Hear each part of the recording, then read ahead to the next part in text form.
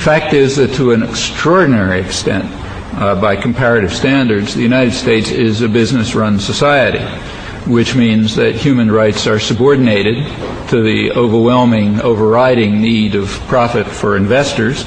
Decisions are placed in the hands of unaccountable private tyrannies, which means that even if formal democratic practices exist as they do, they're of peripheral significance. The government, in fact, is, as John Dewey called it 50 or 60 years ago, the shadow cast by business over society, so that modifications in the shadow are not going to change the substance. These were truisms throughout most of American history, including American working class history, until quite recently, until the 1950s, in fact. And it also means that social policy is geared to the transfer of wealth and power to those who already have it, and deliberately so. Now, in more democratic societies, by that I mean societies where democratic forms function more, there are countervailing forces that enable the public to enter the arena of policy and decision. That's only true to a very limited extent, a remarkably limited extent in the United States, despite quite impressive democratic forms.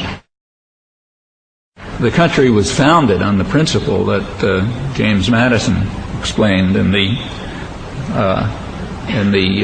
Constitutional Convention, that the primary role of government is to protect property from the majority, and so it remains to a remarkable extent.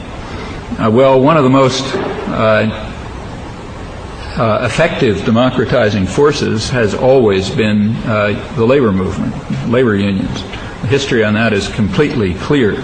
In countries that have a strong labor movement, there is also a very strong tendency, or a strong correlation with a real, live, functioning social contract that includes not only rights for working people, but for people who need help and protection, for the defenseless, for children, for women, for families, for people who need assistance generally, for the general public, in fact. And there's also a culture that goes along with it, a culture of solidarity and sympathy and mutual aid and support. In countries where unions are weak, like ours, we tend to find what's called tough love, as they call it these days, which means love for the privileged and tough for everybody else. We find what we might call, if we're honest, the really existing doctrine of free markets. That means market discipline for the poor and the defenseless, but plenty of protection and subsidy for those who really need it, the rich and the powerful. We find different psychological and cultural values, the ones that in fact were denounced by Adam Smith, whose motives were very much like those of the labor movement that developed later, and very much opposed to those of the people who distort his message and shamelessly use his name. We tend to find what he called the vile maxim of the masters of mankind: all for ourselves and nothing for anyone else, now reaching its sharpest expression in the Gingrich contract, to which the population is overwhelmingly opposed, incidentally, point by point, by overwhelming margins, if you look at public opinion polls. But in a country where democratic forms don't function, that's basically irrelevant. And they don't function in large part because we don't have a civil society with organized elements, unions being the central one, as they have been historically, that can be a countervailing force. And that's historically been the case. Here as elsewhere, unions have been a leading force, probably the leading force, for democracy and human rights. That's true here as well. That's exactly why such enormous efforts have been undertaken in the United States in a really relentless and very self-conscious class war to undermine and destroy them. It's been going on for a long time. It peaked in the Reagan years. In the Reagan years, the United States simply rescinded Article 23 of the Universal Declaration of Human Rights, which, if you read it, guarantees elementary human rights of workers, including the right to form unions. And this is well known outside the United States, at least. So in 1991, the International Labor Organization in Geneva did something that it very rarely does. In fact, it's so rare I can't even think of another example. Namely, it condemned the leading industrial power, one of its paymasters, which it shrinks from doing almost always. The ILO condemned the United States in the case of Caterpillar Company, for hiring scabs, what they like to call permanent replacement workers. And the ILO called upon the United States to adhere to international labor standards. At that time, there were only two industrial countries that violated them. One was the United States, the other was South Africa. Well, South Africa has changed since then, so we now stand in splendid isolation on that one. In 1990, every year the ILO, the International Labor Organization, comes out with a World Labor Report. The 1995 edition came out a couple of months ago.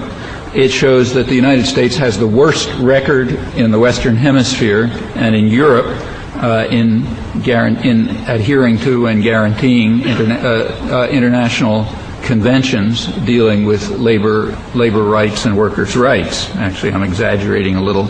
El Salvador and Lithuania are a shade worse, so we're actually third worst in Europe and the Western Hemisphere. The United States does not even recognize standard conventions on child labor or on the right to organize. Now, what's particularly interesting for students and faculty and people like us who live in the Athens of America is that all of this passes without any awareness and any comment. Try to find some commentary on these pretty amazing facts about the United States. What you can find is just praise for our magnificence as in, leading the way to every wonderful thing. Well, the methods for subverting, I don't want to suggest that everybody is lying about it. Not everybody's in the universities and the corporate media and so on.